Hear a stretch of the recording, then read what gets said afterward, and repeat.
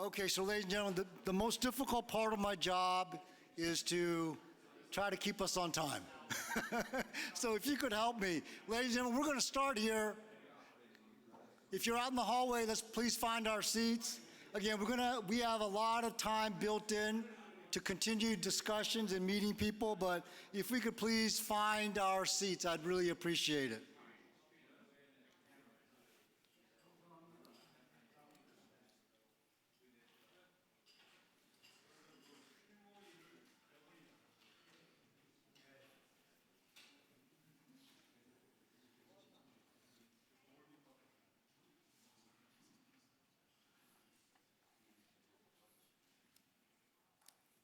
Oh, wow. Thank you. That was amazingly quick.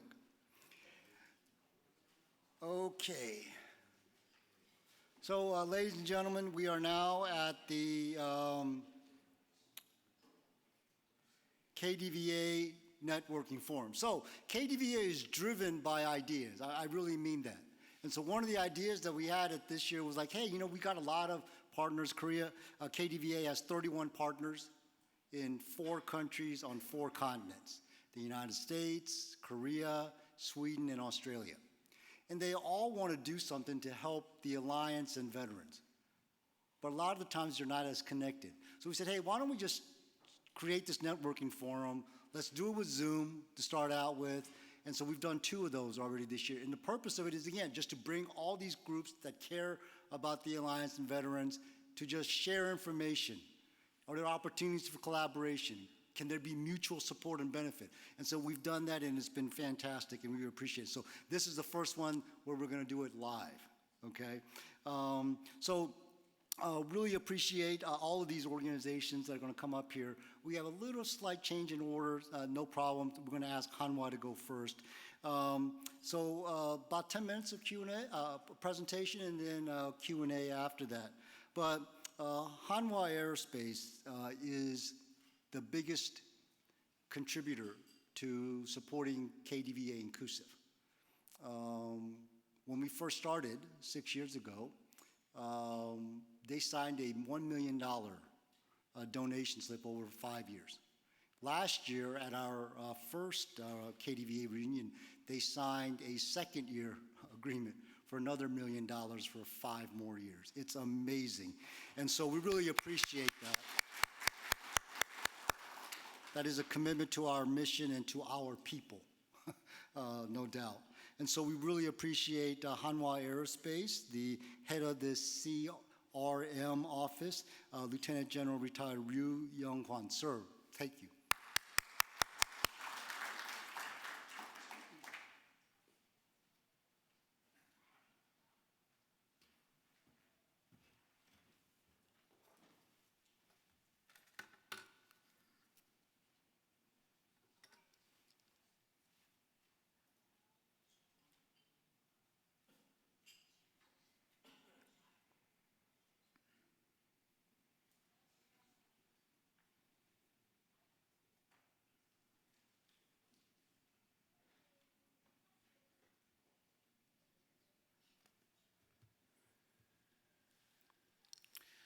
Good morning, ladies and gentlemen. This is Senior Executive Vice President Young-hwan Ryu, go by Arnold, and as he mentioned, head of the Customer Relationship Management Office. And I joined Hanwha Corporation in 2020, 1st of December, after serving in the Air Force 34 years, and my final job was C2 of the CFC. I served for General Brooks and General Abrams more than 4 years, and moved to Hanwha Aerospace November last year, and I'm here. I've got letters from General Schiaparelli to present some of our company informations and the others, and because my boss is busy, I'm here instead of him. Okay, so today I'd like to talk about little bit history of my military career and my companies, and also what I'm doing in my company. Okay. I served in the military as a pilot and retired as a major general, and especially my military career includes flying at the 18th Spiral Squadron in Alaska from 1999 to 2001, and studied at the Asia Pacific Center for Security Studies in 2005, also studying at the Air War College from 2009 and 10. And if you have any questions, you can raise your hand and feel free to ask at any time of my presentation. Okay. Next.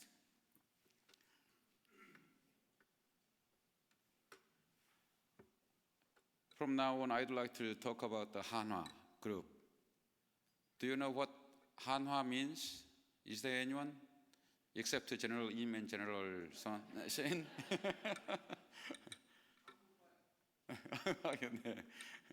Yeah.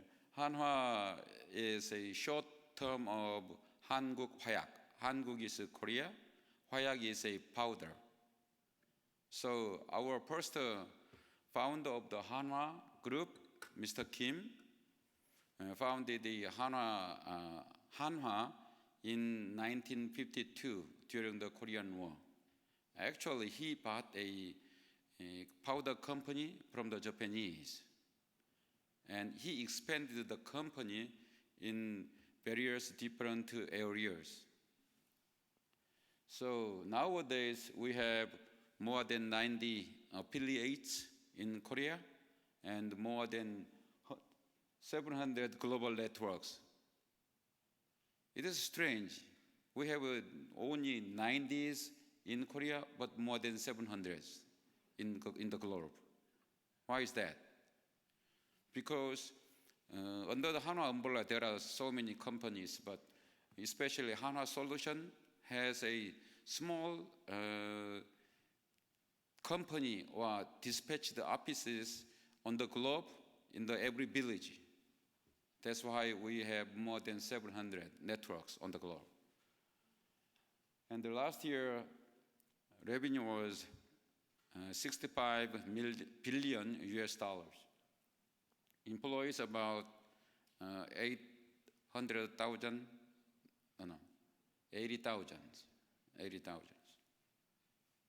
And we are the biggest defense company and ranked the 7th largest group in Korea. Can we go next? So Mr. Kim expanded his business area to various different areas. So nowadays we have 4 big pillars, including aerospace and defense, energy and materials, finance, and retail and services. Aerospace belongs to under the aerospace and defense pillars.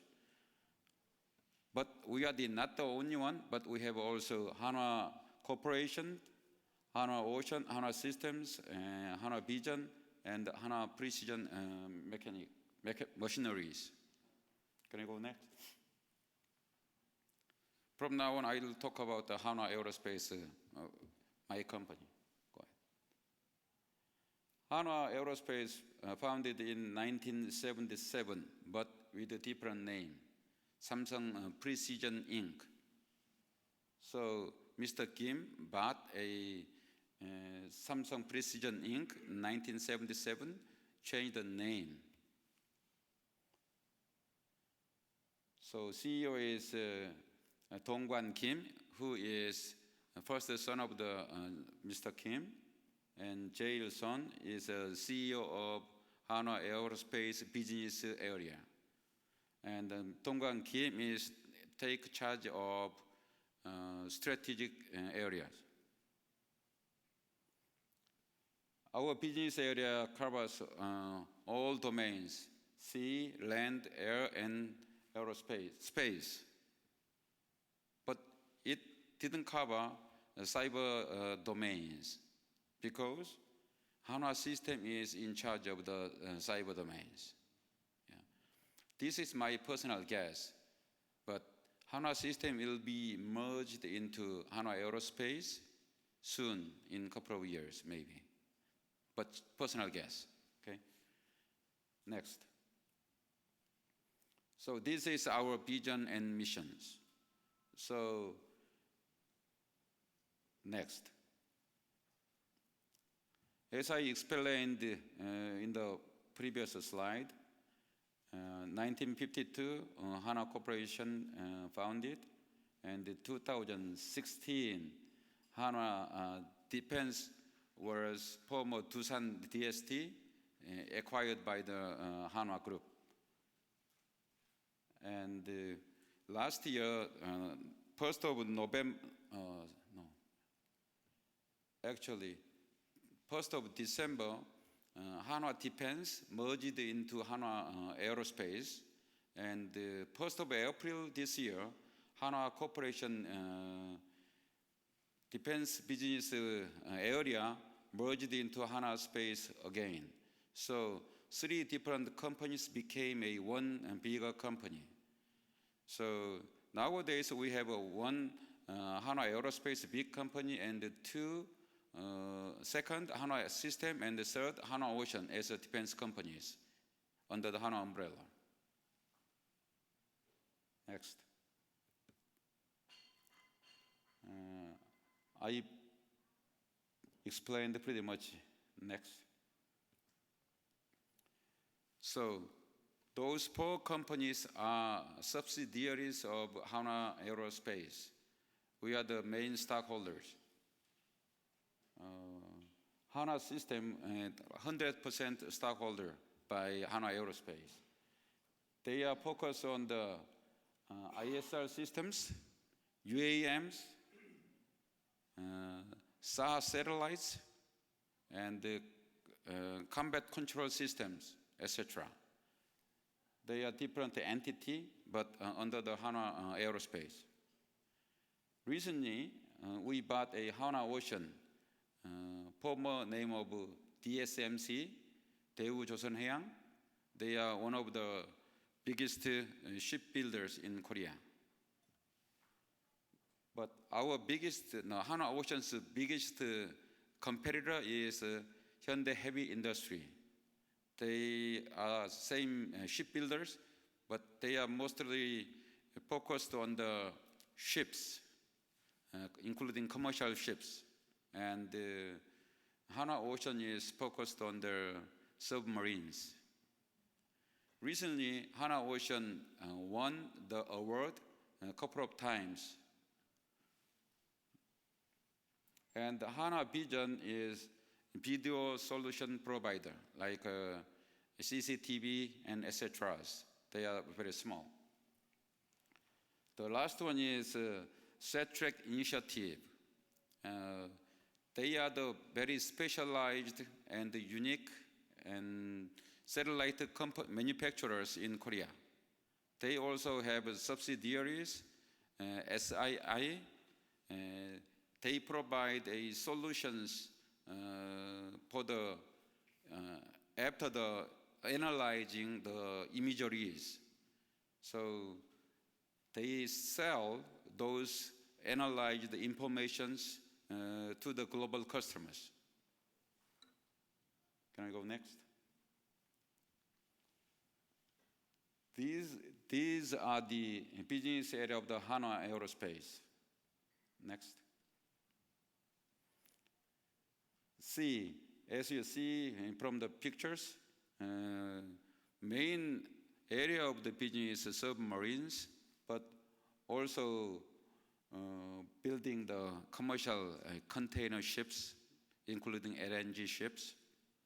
Also, shipbuilder is a Hanwha System, but Hanwha Aerospace, a unique company in the Korea, also on the globe, who can provide energy storage systems for the submarines, also the ships. So we are the only company who can provide the energy storage system for the Korean submarines, and we are trying to sell those capabilities to the other countries right now. And as you might heard from the newspapers, all of those ships, they need to use energy storage systems in the future. Right now, they have to use those systems from the shore to certain miles, but it will be changed and it will be expanded the range. So they are going to change their propellant systems from diesel engines to the energy storage systems in the future. Can I go next? As you know already, the land business area covers all howitzers and air defense systems, combat vehicles, and MUMT systems. Also, we are the only company who can make a powder syringes in Korea. Also, propellant materials in Korea. So, even though Pungsan makes a 155 caliber munitions, they need to get a powder, TNTs from us, and also fuses and propellants from us. So maybe the business area will be 50-50 between Pungsan and Hanwha for the 155 calibers. On the left upper corner, you can see 155 self-propelled howitzers. We sold to 8 countries so far, and 10 countries has tested our systems. And right now, we are negotiating with the Eastern Europe countries right now. On the right upper corner, you can see the future generation of infantry fighting vehicles. We call the Redback. And we've got a contractor from Australia going to sell 129 fighting vehicles to the Australia soon. And we sold many air defense systems to not only for the ROK Army and the Air Force, but to the other countries on the globe also. MUMT systems, manned and unmanned teamings. It will be the future soldiers' main vehicles. So, as you might heard from the newspaper, our one of unmanned vehicles was selected as one of the program of the U.S. Army's FCT, Foreign Compatibility Test programs. So we've got a contract with them, and it will be tested in Hawaii soon. Next.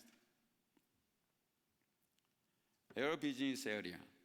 We've been doing overhaul services for the aircraft engines for more than 40 years.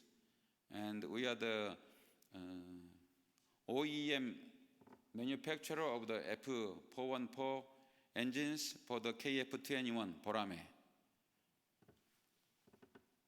Also, air business area covers energy storage systems for the UAMs or PAVs, etc. We are not only providing engine capabilities to the aircraft side, but also providing some component of the airframes or aircrafts. Next. Space areas.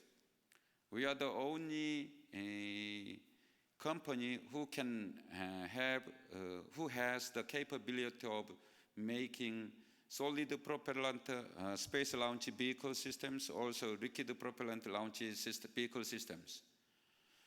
But we are competing with Kai for the next stage of the next generation of the space launch vehicles now. As I mentioned earlier, under the Hanwha Aerospace, there is a company called SETREC-I. Their main product is EOIR observation satellites, also the analyzing of the imageries. But Hanwha system is different, has different capability. It has a satellite systems specialized in. Can you go next? This is the overseas locations of the bigger business entities. We have a couple of entities in the state, and recently we opened aerospace Europe office in Warsaw, and also opened in aerospace Middle East in Saudi Arabia. They are not officially operating right now, so it is not shown on the picture. Go ahead. Export record.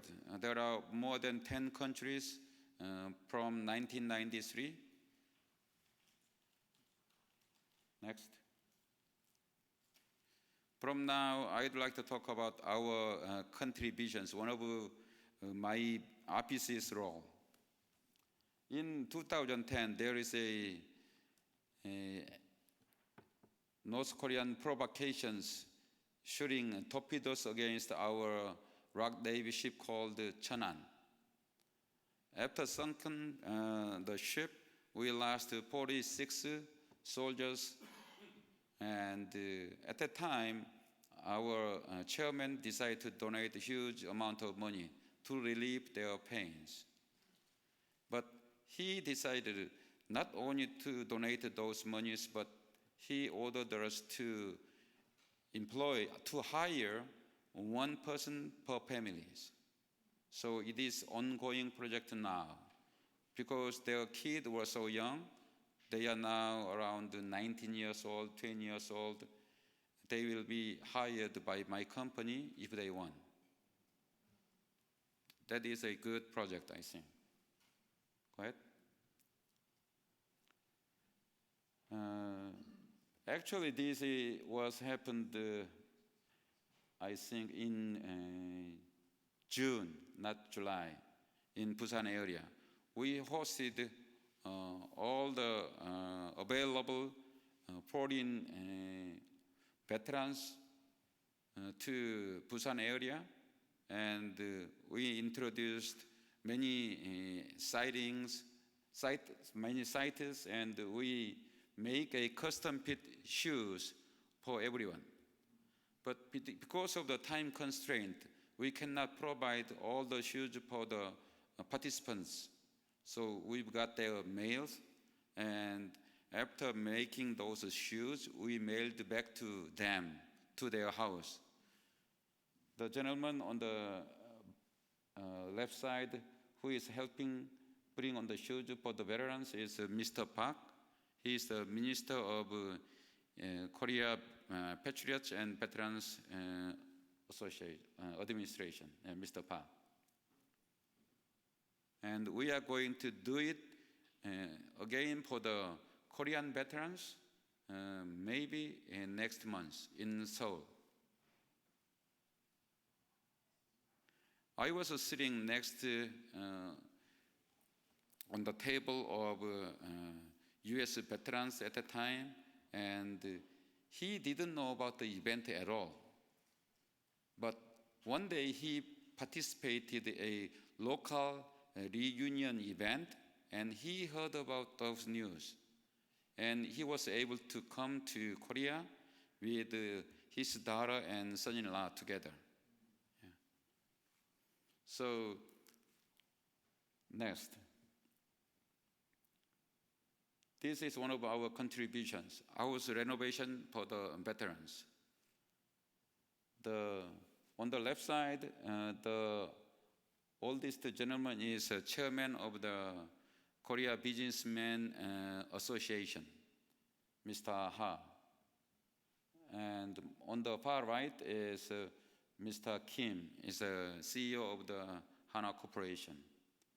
And also on the second left from the Mr. Ha is Mr. Park, Minister of the Korea PBA. Okay. We are doing this from 2011, and a couple of houses a year. Next. This is a facility innovation, improvement of the military hospital. We are making an improvement of the lobby area of the military hospitals. We have 12 military hospitals, and we are going to improve all of them in turns. Next. This is all, I think, but we have to go together. So as a head of the CRM office, I'd like to expand our capabilities to contribute more for the countries, or for the alliance, or for the communities. Thank you very much.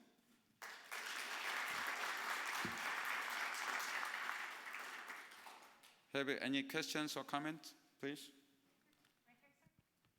Yes, sir. I have a question. You were speaking about replacing energy systems, diesels on ships with something else. What kind of energy systems were you talking about, or do you know? I didn't hear you clearly. Can you rephrase it? You were asking what you were talking about energy systems, replacing them on ships. Yes. The diesel packages. What kind of energy systems are they looking at these days? Yeah. Right now we have lithium ion battery systems. Rechargeable. Yeah, rechargeable. Yes.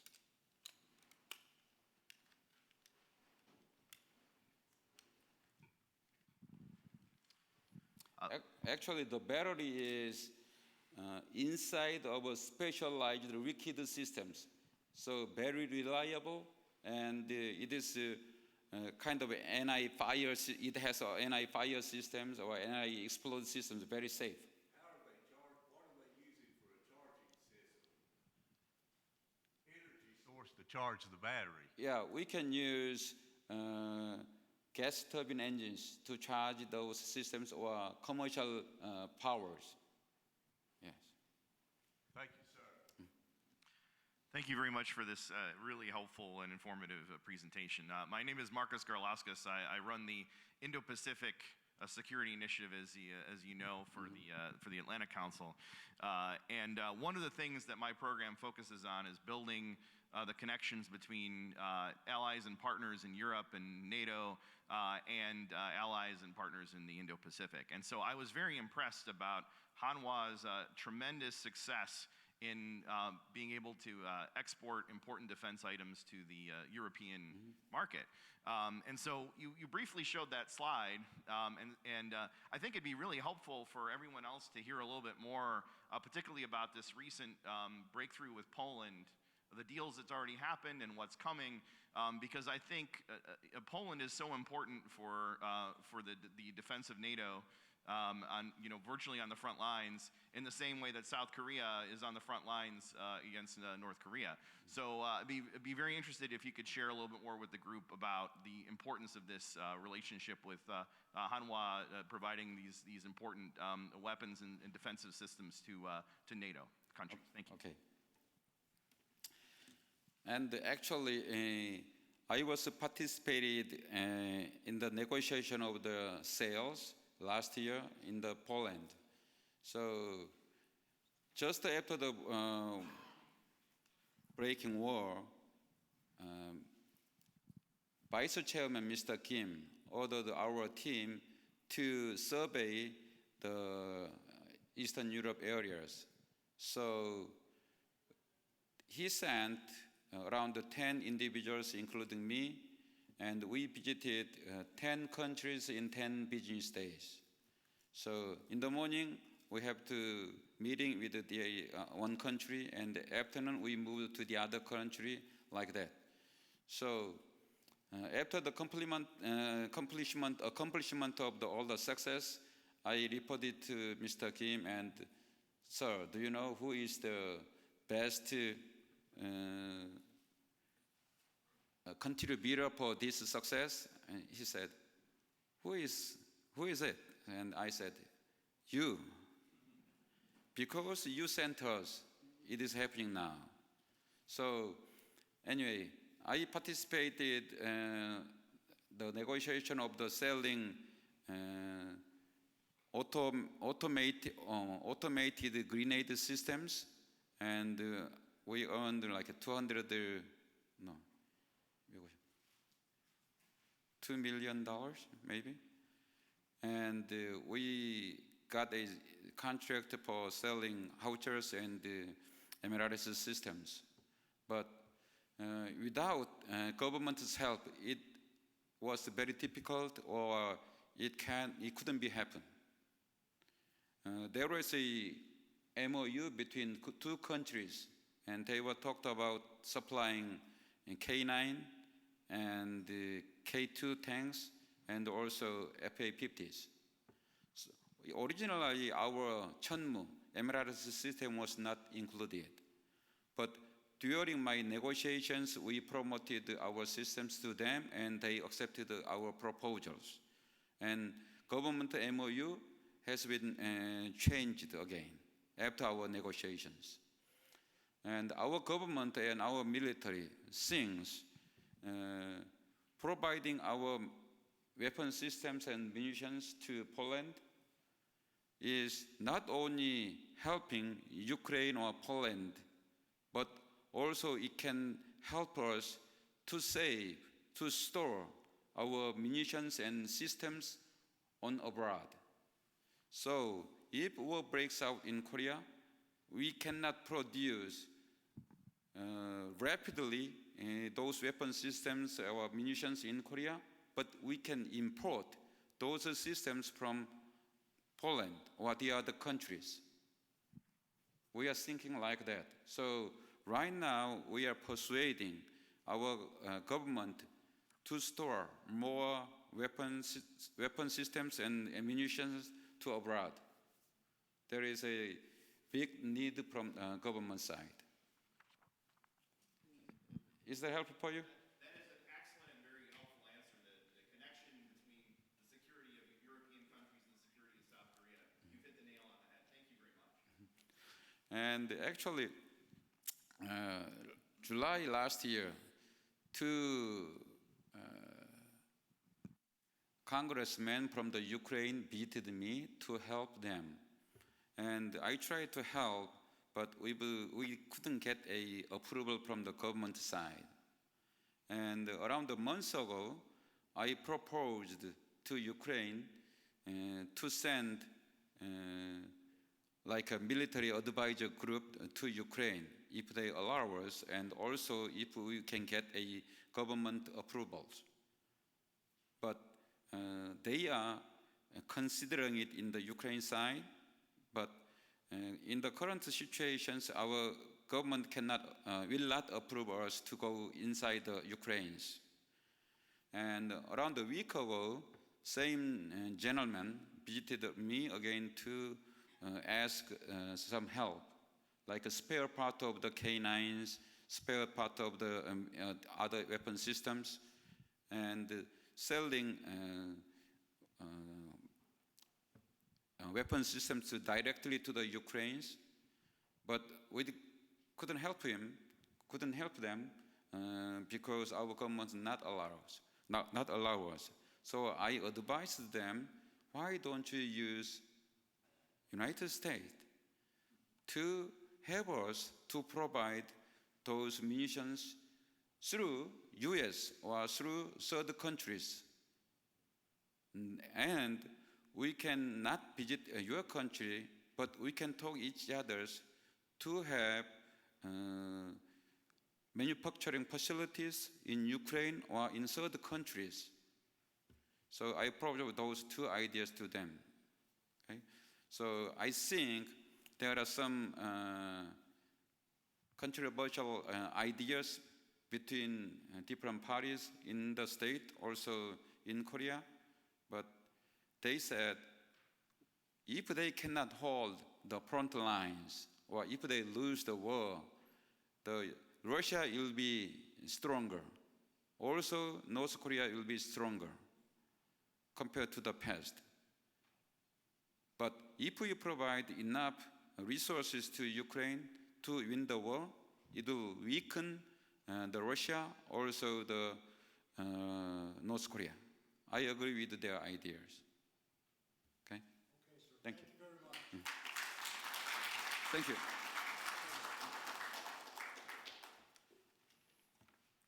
Okay, so we're off to a great start. Thank you again, Hanwha. And so our next organization is the Military Officers Association of America, and another acronym, MOA. We're very thankful to have the Executive Vice President and Chief Operating Officer, Colonel Retired Jim O'Brien. Thank you for coming from Washington.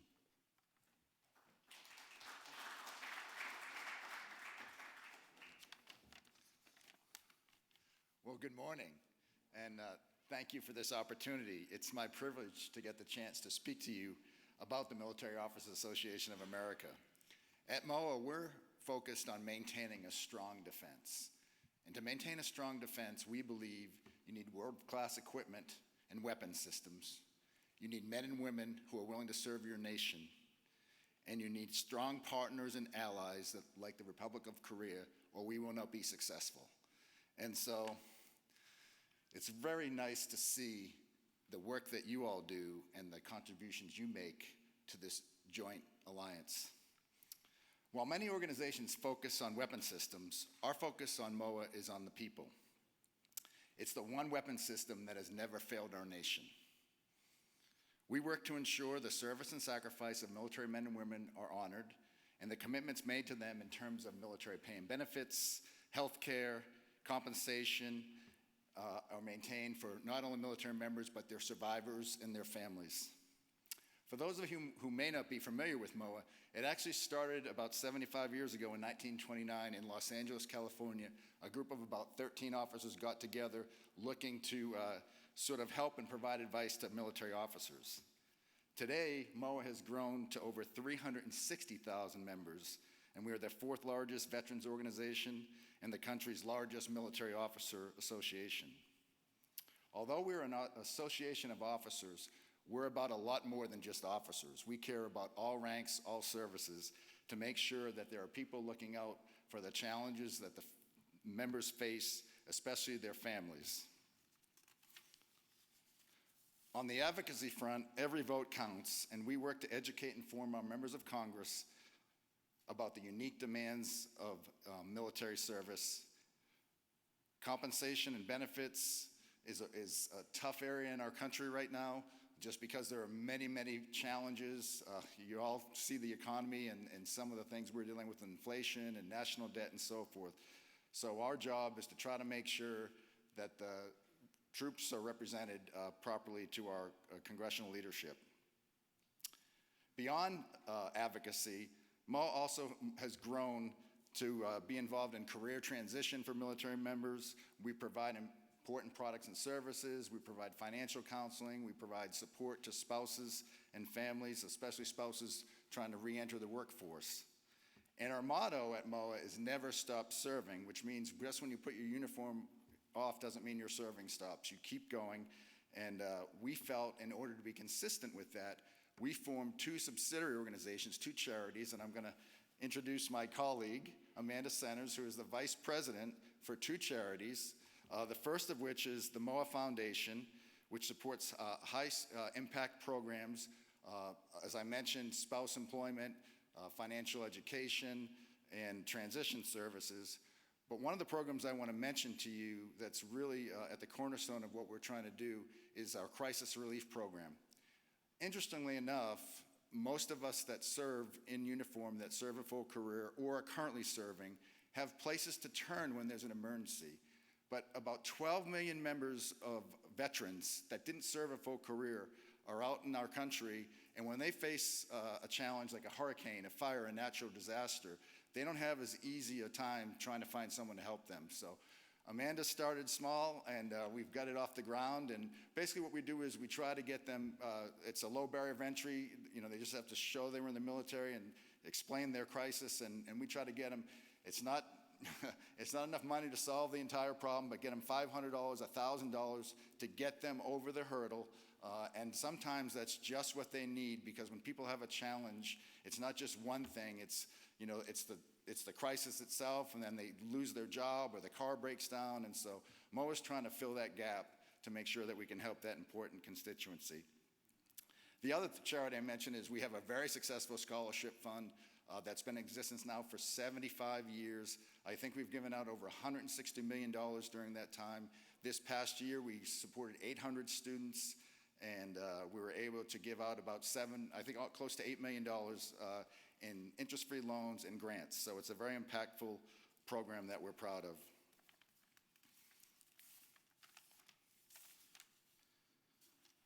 It's truly an honor for us to be involved with this group, and we're very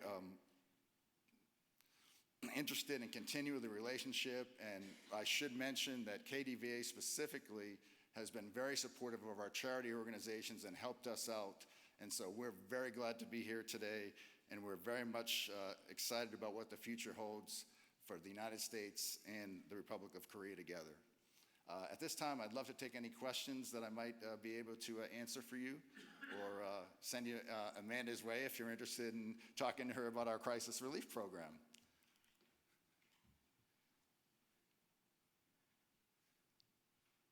Amanda, hi. I have a question. I would love to hear a little bit more about the charities, the events that you put on, and the organizations that you support, and just a little bit more about the MOA charities.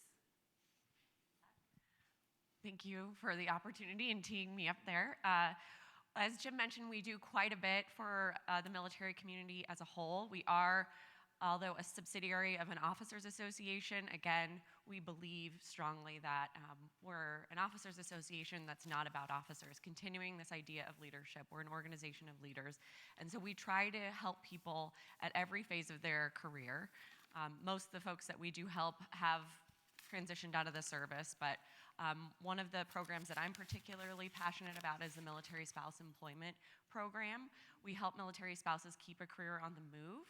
As a career-focused person myself, I can't imagine having to pick up and change my career and my job every time my spouse had a change of duty station.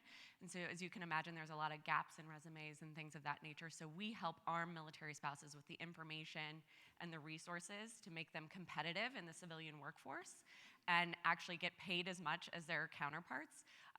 The military spouse unemployment rate has hovered around 20% since I've started at MOA, and that was over 15 years ago.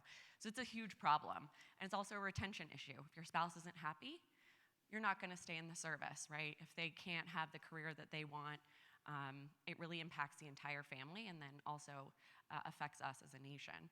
And then we talked a little bit about the crisis relief effort, which is very important. We also have a community outreach grant program. We have over 400 chapters in the country, boots on the ground, people doing great things in the community, and we give grants to our MOA chapters who are doing charitable work within their communities. So these are just a few things. We do a few fundraisers every year. We have a golf tournament coming up in May 20th. So if anyone wants to come to the DC area, if you're a great golfer, or even if you're not, like me, we'd love to have you. So thank you for the opportunity.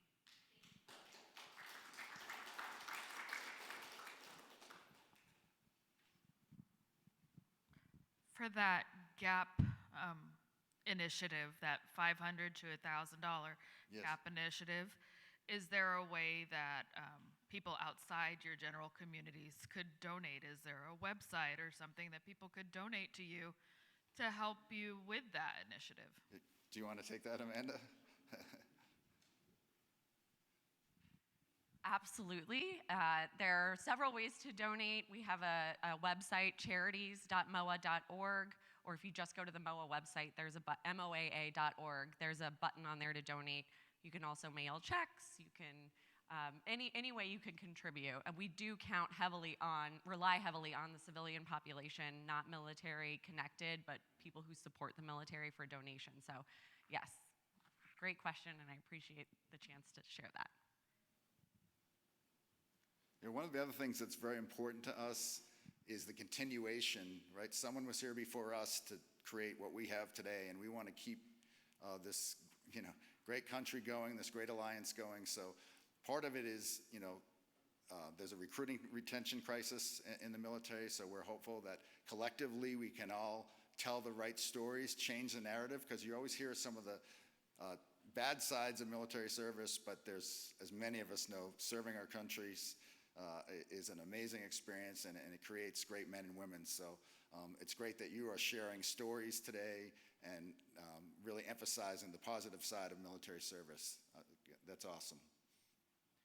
Jim, thank you for joining us today. And actually, I have some question about how we can support each other from Korean point of view. I mean, KDVA is actually formed for strengthening Korean Iraq-US alliance. Basis, but and then more also, I think there's a member, quite a number of members also. They have served in Korea. Yes.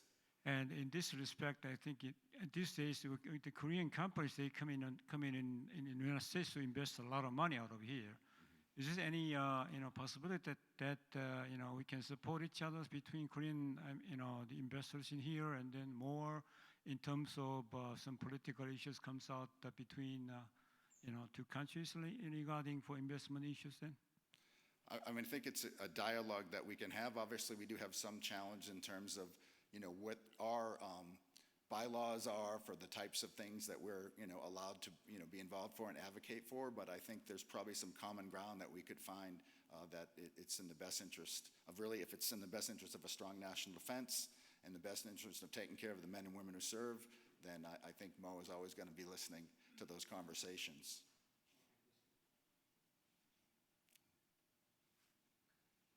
Anybody else? Okay, thank you so much.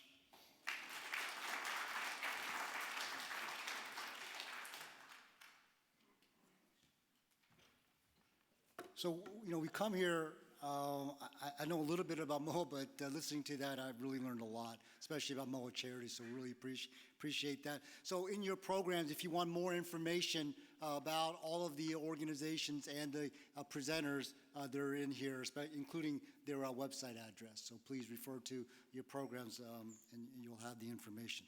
So our next organization is a local organization called the American Korean Friendship Society, and we're very honored and thankful to have with us their president, Mr. Sonny Park. Let me just say a couple words real quick, sir.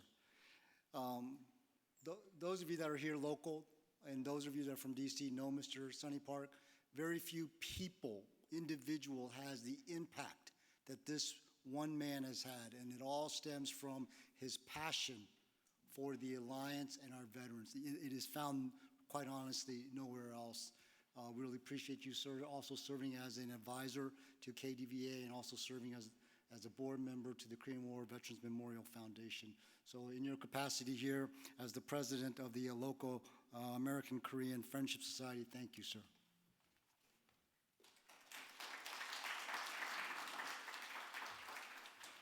Good morning. It's still morning. You are 30 minutes away from lunchtime, so it's great. I can smell it. Thank you for the invitation to speak, and then especially at the event with KUSEP and KDVA. It's such a meaningful that U.S.-Korea alliance is a personal to me, and then standing at the podium is a great opportunity for my honor. Thank you so much, Steve, and good job, Kevin Miller, for preparing all this good event. And I also want to take this opportunity to welcome the leadership of KUSEP, and General Lim, General Che, and General Shin, and my fellow Katusa comrade, J.W. Kim, came all the way 7,000 miles away. It's such wonderful to have you. And then obviously for the KDVA and outside, at the General Scab Patrick, that is actually doing great leadership.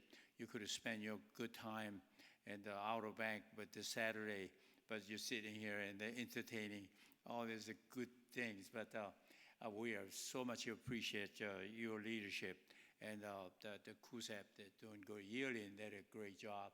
And still got to do a better job. I mean, good job, continue on. Such a great opportunity. Before I give my presentation at the PowerPoint, the Hanwha gentleman was telling me that he was a fighter jet pilot, and I'm also a pilot, but he pilot the fighter, and I fly the Cessna, so a little bit different. And General Pat Donohue and Mr. Kim, the Korean, actually they drive tank, but I drive a golf cart. So it makes it. We get there. We get what they needed to. So opportunities are great. I came to the United States. I was a Korean for 30 years, and American for 52 years. So I am. You can tell I'm almost 82 and they're still going. And then I tell you that I'm more American than Korean, but I always look Korean. And so I am some of the model for the alliance. So you can call me you can put me in the middle name, the alliance, right in between Sunny and Park. When I naturalized about 45 years ago, as becoming U.S. citizen, I made two goals that I determined to be one of the best Americans this country ever had. Simply because I came to United States to take advantage of what this country offers, and she did exactly what I was looking for. And then she needed to get back. There's no free lunch in the United States, so I had to determine myself to pay back to America what I can do. There's two things. I want to be one of the #1 citizens this country, and also I want to pay $1 million annual income tax every year, and that's two goals I made. I made it a goal to pay $1 million, but $1 million income tax annually. But I'm still working on that, becoming best citizen of this country ever had. I'm one of a 2 million Korean Americans in the country, and they are somewhat look Asian, but they are patriots. And then I am one of the Korean Americans actually that are working hard in each community and neighborhoods, and then make the work for the betterments of the neighborhood and the community. So I am very proud of the Korean American the community here. That the presentation I have very quickly, that this American Korean Friendship Society, that literally what it is the name for. Actually, we have a history of that organization. I'd like to go by with the slides here. Next one, please. And this is the purpose. Obviously, we're a nonprofit, and the mission to celebrate and strengthen the unique relationship between the people of the Republic of Korea and the United States of America. I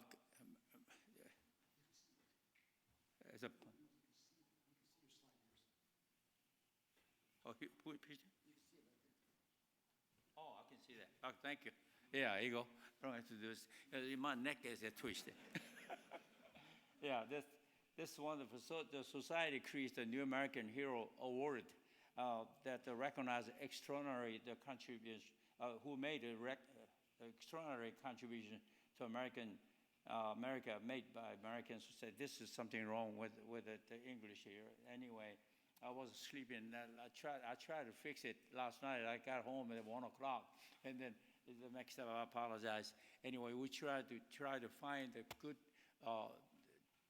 Korean originated American patriot, and then give an award. And you can tell who was a recipient of the Honor Society, where the laureates was actually inducted to the Hall of Fame. Next slide, please. And these are the background, the society, the background. It was in 1996, if you remember, excuse me. If you remember that we host the city of Atlanta. I lived here since 1978.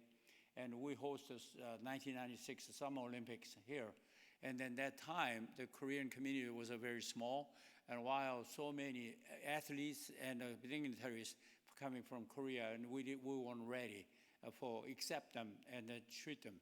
So we decided to form some organization to support that. It was temporary thing.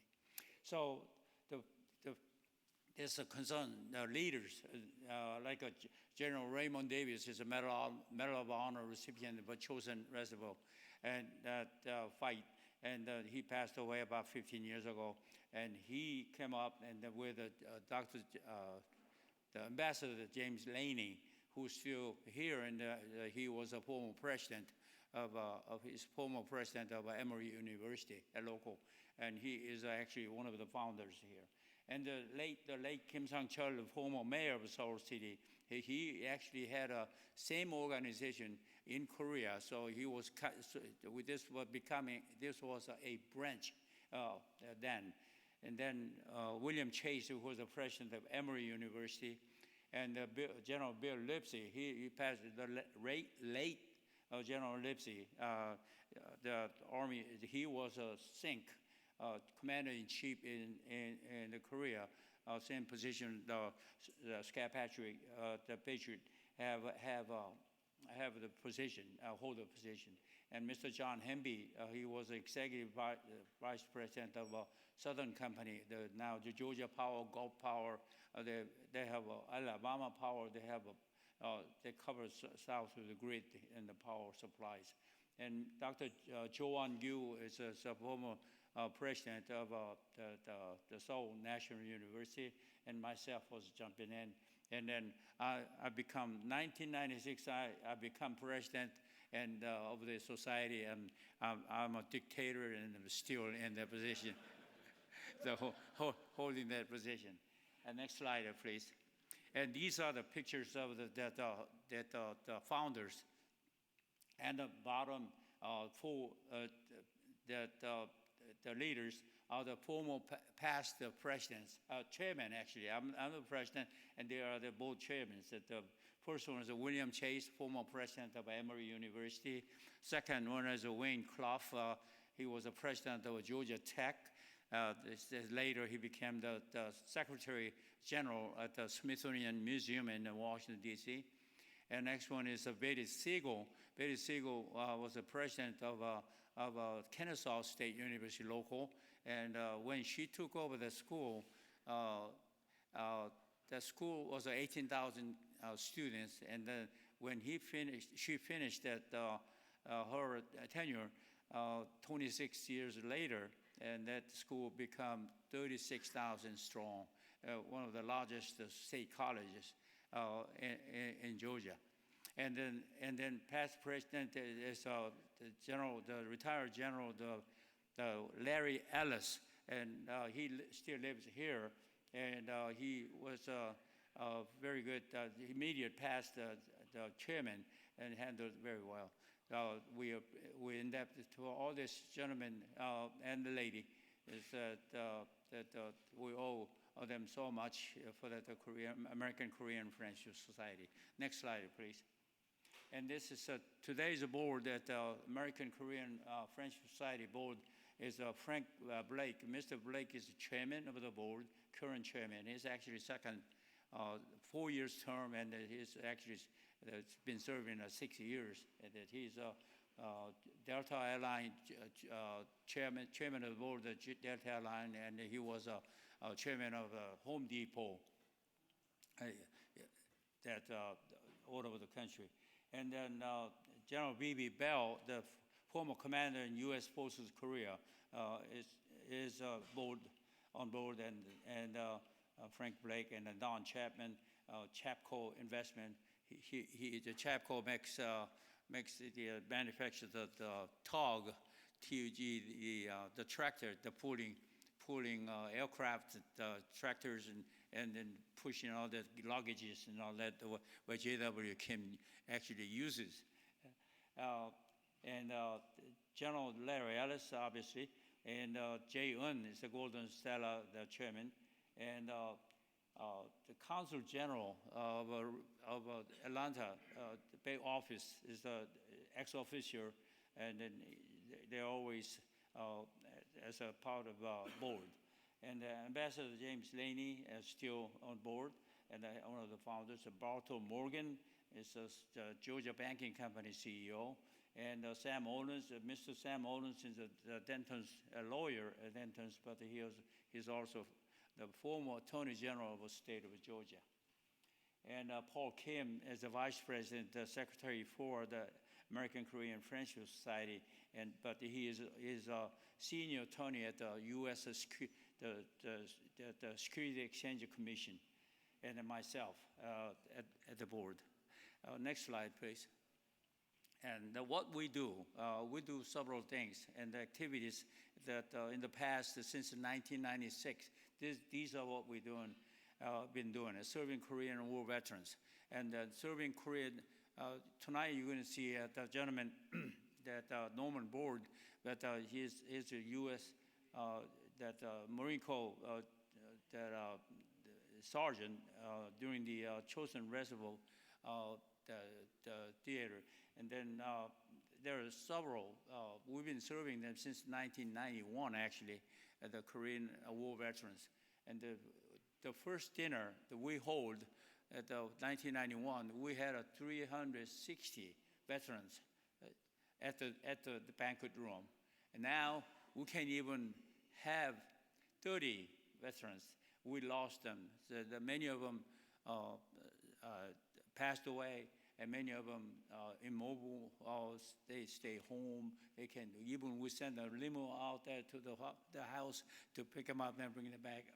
Excuse me, they are such a old, so it's just sad. However, so we hold 3 different events at the year-end dinner and the Armistice, the July 27 on the Korean War Armistice Day. We always have the dinner that evening, and also we are part of that Georgia Veterans Day parade, and we buy tables at the parade banquet. So we invite the Korean War veterans to be a part of that. What Kevin Miller has been doing the years is out there, and then we build a memorial in downtown. So next slide there, please. And then we build we display the Thanksgiving, the billboard message nationwide in the 6 different major cities: Los Angeles through New York, Atlanta, Houston, and Chicago, and Washington, D.C. We display the message like that, just like that, and then you can see one of the live, the picture on the right-hand corner there. And then this message we've been displaying since 1996, every year on July. And then next slide, please. And this is social. We do social with the opinion leaders, the local and the regional leaders, and the visiting dignitaries. We have several different dignitaries visiting from Korea and also elsewhere in the United States. And we have the big and small or the private events, and we held as a needed basis maybe a dozen times a year. And the next slide, please. And it's a New American Hero Award. This is very big for us, and this is something we didn't intend at the beginning, but we decide to present award to the individuals who made a significant contribution and to the United States. So as a Korean American, that made a good contribution, a significant contribution to the United States, and that started year 2000, and then the recipient honor society. The next slide, please. Is Dr. Tom Kim, and that I'm going to skip this a bit. We have a website called uskorea.org. US is easy to remember, uskorea.org, and then you can see, you can read all the biography, the background history. Tom Kim, Dr. Tom Kim is in Oxford, Tennessee, where gentleman, Mr. Un, actually from, he's running the 5 different free clinic for working poor for 28 years. And then Lieutenant Colonel John O, he was a lieutenant colonel as a medical doctor, and now he was in charge of Walter Reed before he retired. Now he's in Pennsylvania medical school. But he just put the it's a RPG landed a soldier's body, and he actually had that soldier from Georgia, and then it didn't explore, and nobody wants to get close to that soldier because of that can explode at any time. But the John O volunteer, I'll do it, and he successfully operated, took that RPG out of it. So we decided to give him the award. And Jason Pack is a Boeing now. He was a captain, and then he actually lost the boat leg, and then such a sad story, but such a fine gentleman. Next slide, please. I got 3 of them. And James Saw is a Navy SEAL that killed in Afghanistan, and the helicopter shot down by that enemy fire.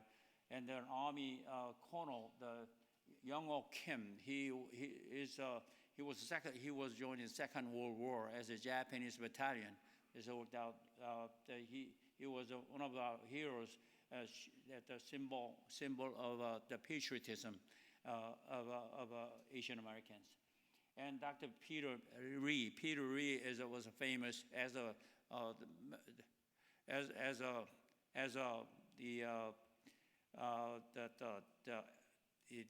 medical surgeon in Arizona, that he was helping the congresswoman that time in there. And Steve Sterling is president of MAP. Next slide there, please. And then B.J. Pack, he was a U.S. attorney in the Northern District of Georgia at one time. And Major General Daniel Yu, he's a U.S.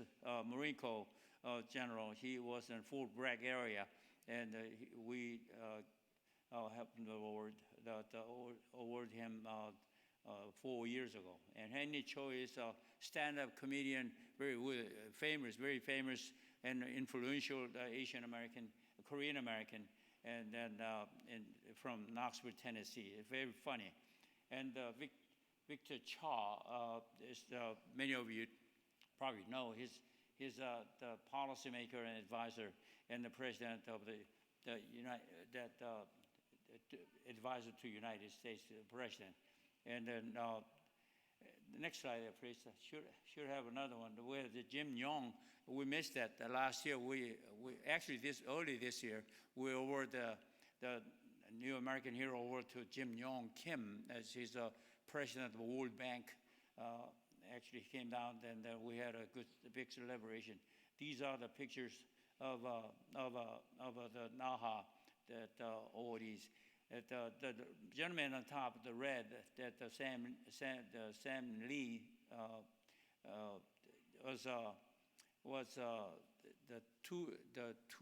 he won the 2 gold medal back to back for the United States. That was in earlier days. So next slide there, please. I think that's the last one. So make sure. So time is up, and then I don't take questions. You probably know. Although if you have any questions, visit uskorea.vat, uskorea.org. Thank you so much for the opportunity to see if to come. Wonderful. Thank you.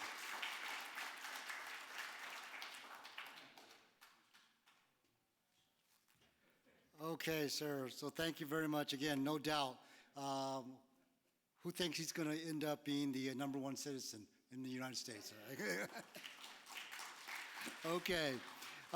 So our next organization is the Second Indian Head Division Association, and we're very thankful that we had the newly elected president of the association, Ben Tessio. So just one quick comment. So KDVA and the association signed a MOU recently where we will share reciprocal membership, and we're very thankful. It's a major initiative spearheaded by the Second Indian Head Division. So thanks, Ben. Please welcome Ben to the podium. Thank you.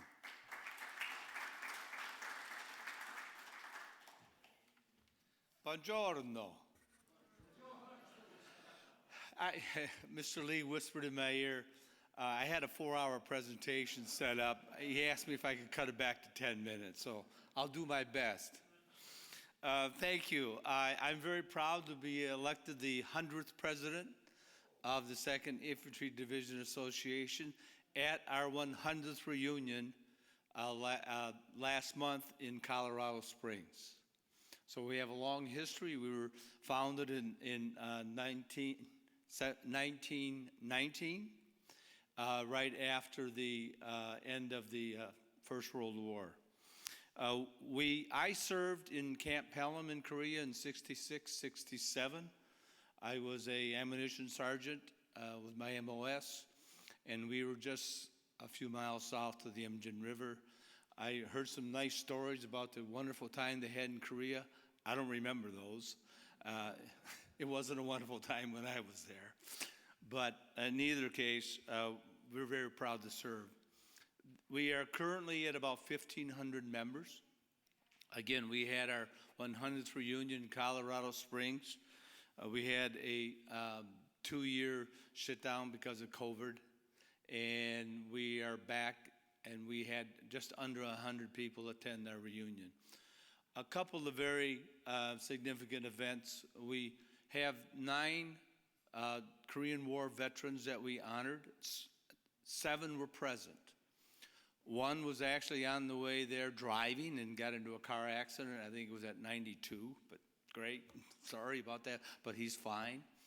So that was a great honor. We also had an interesting recognition for a gentleman by the name of Richard Ferrero.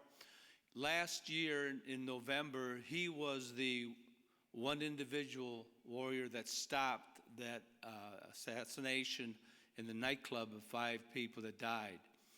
He was a second ID warrior, so we did recognize him for his bravery. Our next reunion will be in Fort Moore, old Fort Benning, Georgia. We're looking forward to that. It's always an interesting place, and the year after that will be in Texas. We are, like I said, about 1,500 members strong. We keep looking to expand our ranks. And yes, thank you very much we do have a memorandum of understanding. And I believe last month, Mr. Lee, we had our first 2 KDVA joined our association. If you ever served in a second ID and you're a KDVA member, it's free from membership to join our association, and we welcome you. We did reorganize last year as a 501c19 so that now all kinds of sponsorships can be tax deductible. And so if you'd gladly like, you can go to our website and make your contributions, and they are tax deductible. So we do provide scholarships as well each year, and we are expanding that now to not only college scholarships, but we are looking at expanding it into trade schools. As you know, there's a great shortage for that. One of the things that we are moving aggressively on is to expansion of our second ID memorial in Washington, D.C. It's on Constitution Avenue. It's in the inner circle, and we want to honor our Cold War vets, our Afghan vets, and also Iraqi vets. The second ID was the last regiment that was pulled out of Iraq in, what year was that? Iraq we left in 2007, was it? Whenever that was, we were the last units out of Iraq. And again, I was very proud to serve in Korea and to be a 2ID warrior. And I'm very, very pleased to see what we did and what we contributed to the Korean Peninsula. And very proud, we're all very proud of that. Thank you so much.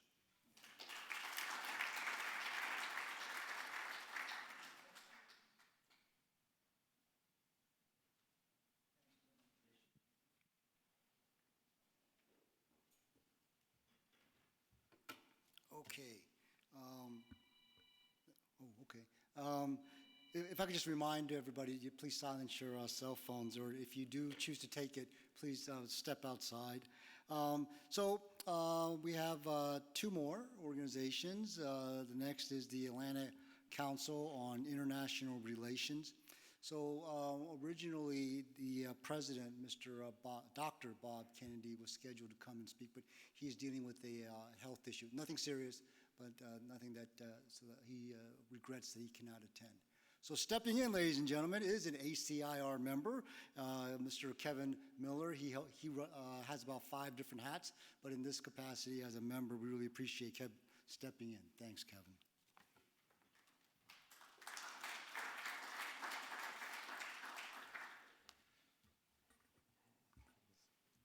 Thank you all for this opportunity. I truly enjoy being a member of ACIR, so when Bob couldn't make it, he sent me a little note and I said, absolutely.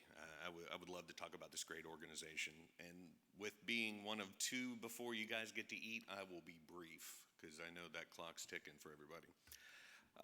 Atlanta Council on International Relations is a great organization based here in Atlanta. And what they do to execute their mission is they have monthly meetings. They do a luncheon that covers typically anything to do with national security or things from the headlines, whether it be economy, nuclear North Korea threat, Indo-Pacific, situation in Ukraine.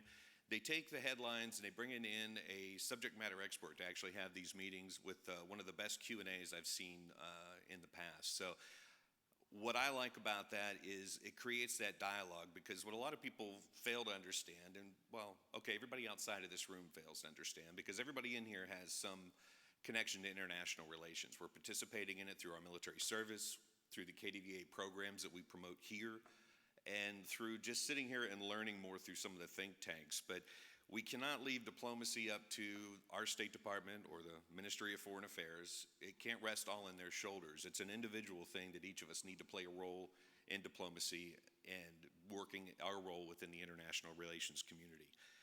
So ACIR's programs are some of the best that you're going to find here in Atlanta. KDVA had the opportunity to partner with them for a June event. Colonel Steve Lee and myself participated in a security forum and panel here, and we were very honored to be able to do that. And they also have an upcoming panel, actually a speaking engagement. Lieutenant General Chun will be here in a partnership with AUSA coming up in October. Bob wanted me to announce that on 20 October. So when you get an opportunity, please look at atlantacir.org. Join them, even if it's for a membership or just that event, but I think you're going to find a lot that they offer on that. And one of the last things, as I said, I wanted to be brief, is I want to encourage everybody to, if they're in Atlanta, Atlanta Council on International Relations, great opportunity. But for those who are not here, get involved in your communities. Continue to be a part of this KDVA organization. Attend these think tank partnerships that we do and all the KDVA programs that we do for international relations. And get involved in all of those things that are within each of your communities. So thank you very much.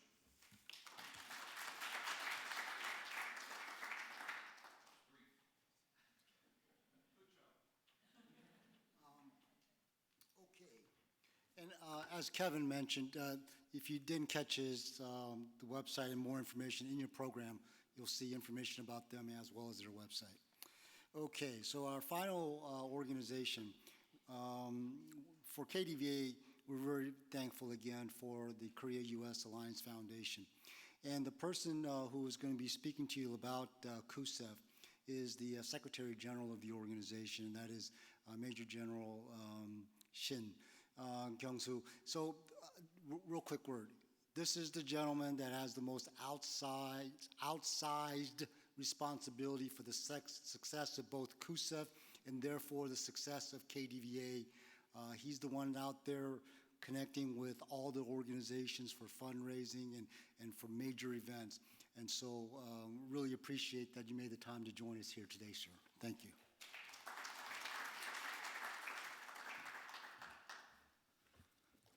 Good morning. Actually, for me, it's a good night. I'm still fighting jet lag, and I'm also fighting very low room temperature. I I should have wear some winter jacket. And actually, Korea is now 1 a.m. And so all the Korean colleagues, if you see that like General Lim, and I'm not sure that he's awakened or he's, even though I open, but that he might be sleeping. Oh, thank you. And Steve gave me 10 minutes, so I like to make my presentation very short, and I will cover just some of the important thing that our KUSAB is doing. Next. Okay, the KUSAB, you can see that the logo, and KUSAB and KDVA, we formed in actually 2017, but initially we discussed about these two organizations in 2015 when I was a defense attaché. I remember that I invited all the former CFC commanders, including General Riscassi, General Seneward, and also General Scab was there as actually at that time he was CFC commander. And so we started thinking about this organization in 2015, and finally, with the support from many the leaderships, and we could establish our two organization in 2017. So KUSAB is basically supporting the KDVA, and also we host some of the co-events, co-alliance events together, sometimes in Seoul and sometimes in the States. Next. I just mentioned that we formed 2017, April 26. We are a very young organization, as you know. Next. Basically, actually in 2015, when I invited all the CFC former commanders and General Seneward, actually spent I think 30 minutes for about purpose. What is the purpose of our two organizations? And basically, it is to strengthen the alliance, and how you can strengthen the alliance. And we actually emphasize our USFK, their contribution even after the Korean War. And I'm going to talk to you about this thing later. Next. Okay, so this is our main tasks. And as I mentioned that, our number one priority is to support KDVA, and that not only financially, but also supporting some co-hosted events in Korea and the United States. Next. I'm going to touch some of the key projects. One is that Colonel William E. Weber Alliance Award, and you may know him. And Colonel Weber, actually, he lost his right arm and right leg during the Korean War in 1951. And after the surgery and the recovery efforts, and he joined back to the active army, and he retired in 1980 as a colonel. So after his retirement, he dedicated his whole life for the Korean War veterans. And he tried to change the forgotten war to the forgotten victory. And so he built Korean War Veterans Memorial in Washington, D.C., 1995. After that, he also dedicated his whole life for the Wall of Remembrance that we actually established the last year. So we, after he died, like last year, and we talked to his wife, Annalie, and to form this award. So last year, we presented the first award to the 6 Korean and American high school students. And the focus is the high school students, because the Colonel Weber dedicated his life to inform the value of the Korean War and the lessons of the Korean War to all U.S. American, U.S. middle and high school students. So we conducted some kind of essay contest, and we selected 6 winners and presented this award. This year, we are going to do the same thing next week as the second, the award ceremony. Next. Some of you, I think, received this book, and last year we translated this book, and we published it. This is the story about that 146 U.S. Korean War Medal of Honor recipients. During the U.S. history, there are about more than 3,500 Medal of Honor recipients. During the Korean War, there are 146 heroes. And we translated it, and we published it, and we gave all the books to the Korean Military Academy and some of the universities to learn how they fought and how they sacrificed during the Korean War. And it is also posted at the Washington Times. Next. This will be the main event next week, and we are going to announce that the USFK Fallen Soldiers Memorial and another 2 statues will be established, Colonel William E. Weber and General John Singlaub. Regarding that USFK Fallen Soldiers Memorial, after the Korean War, during the Korean War, there is about 36,634 actually USFK servicemen and women killed in action.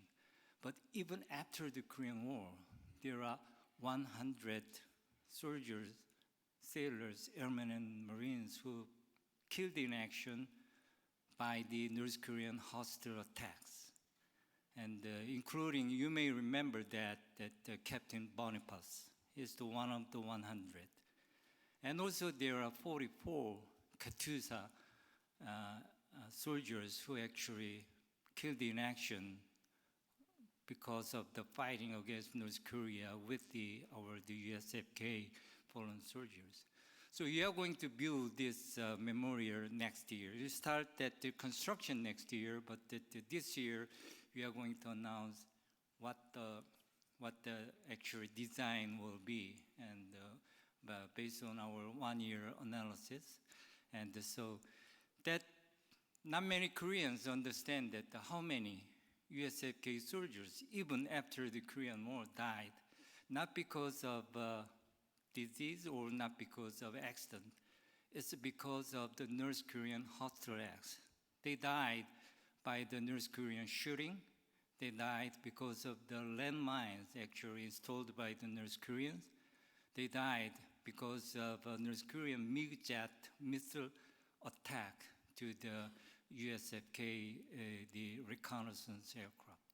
So those numbers were 100. Initially, we thought that the 92, but based on our 1-year analysis, we realized that the numbers are 100. Next. And these are just what you are doing, and the one that I like to inform you that we are politically neutral, and so we are inviting some guest speakers, not only from the major parties, but also from the minor parties. And so we invited them to ask them to speak about what they are thinking about the alliance. So that is the purpose of our forum. Next. This is another important actually event that we are doing. We invited the former CFC commanders to Korea, and this year, next week, and the General Scab and the General Brooks will come to Korea and have a forum inviting deputy commanders who worked together when they were a commander. So it will be a very, very meaningful forum in Seoul next week. Next. And this is the Alliance Dinner and Seminar. Next. And the last point is about the internship. And like KDVA, we also focus on the future generation. As you know that in my organization, I'm the youngest one. I'm 63 years old this year, but that I'm the youngest one in my Korea US Alliance Foundation. And the General Lim is 2 years senior to me, but also he's considered as a very younger group. And so most of them like 8 years older than me, or 10 years, or sometimes like 20 years older than me. So in my organization, everybody agree, and we have some discussed about some of the conservative point of view, and everybody agree. Oh yeah, you are right. But that if you go to the outside and talk about the civilians, and they have a different view. And especially that is true to the younger generation. So we are focusing on that young people.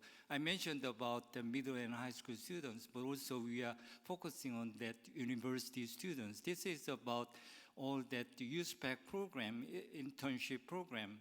This is about the younger generation. And so let them have a chance to read, study, or let them have a chance to experience about our national security and about the alliance. That is one of the major area. Next,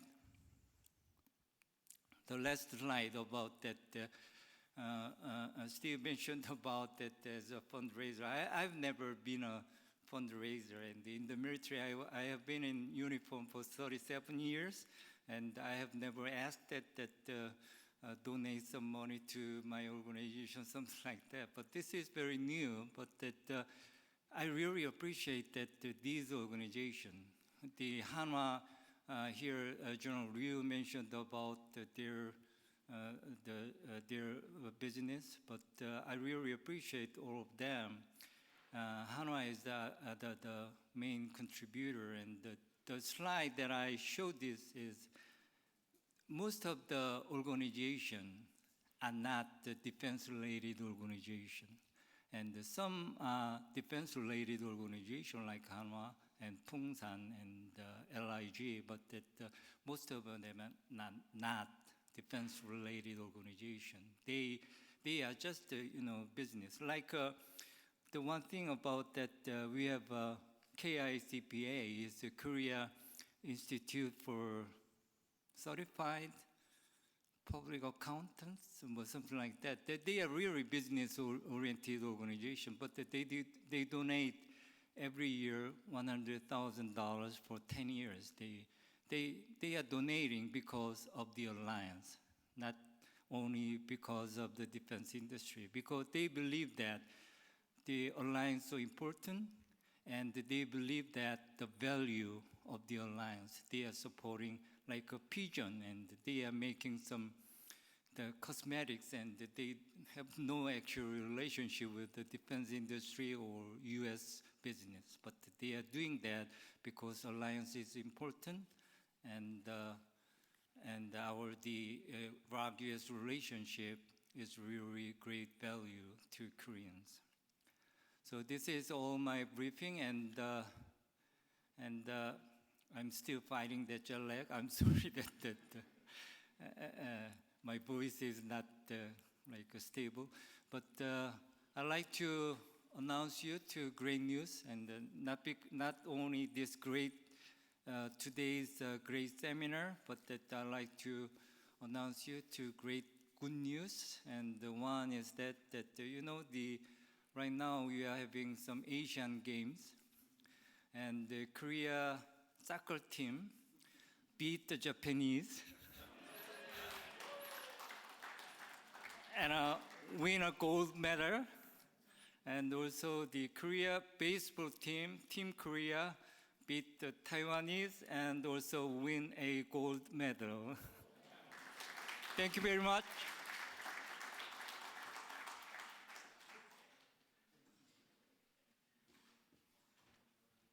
Okay, he always has a great segue. So, I heard that there's some baseball game next door today. I don't know.